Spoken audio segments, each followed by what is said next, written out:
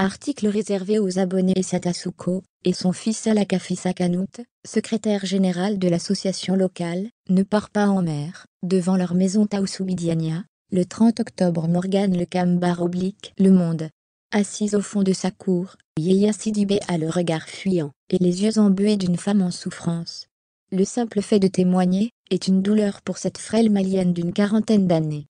4 ans ont passé depuis le décès de son mari, et elle n'a rien oublié de ce maudit jour de 2014, où elle est devenue veuve. Il voulait aller travailler en Europe pour nous nourrir, parce que chez nous, la vie est difficile. Il a pris le bateau en Libye.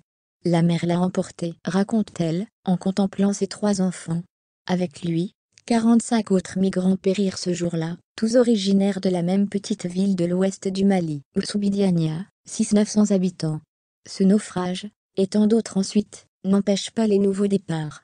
À l'instar de Yaya Sidibé, les autorités régionales assistent, impuissantes, à la répétition tragique de l'histoire. Quand les jeunes meurent comme ça, on se dit que c'est l'avenir de notre commune qui est hypothéqué, soupire le sous-préfet d'Oussoubidiania, Bambatou Nakara. Mais ils refusent de laisser la route. Quoi qu'on leur dise, ils veulent aller chercher l'Eldorado européen.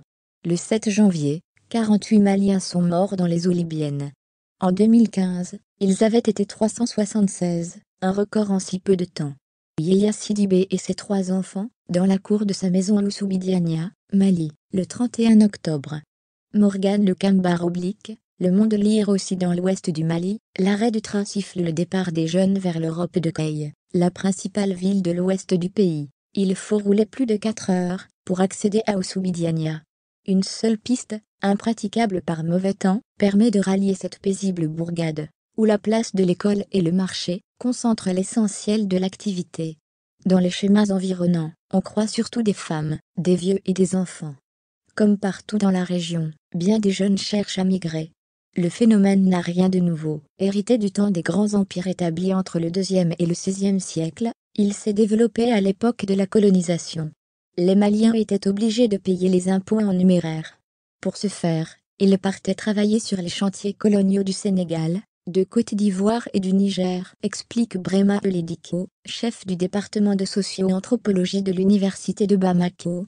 Valeur sociale à l'époque. Le secteur de Kay se forge une tradition migratoire, qui sera renforcée par la Première Guerre mondiale.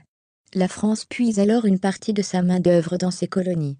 Un peu plus d'un demi-siècle plus tard, de grosses sécheresses frappent le Sahel, en 1973 et en 1984, entraînant d'autres vagues de départ.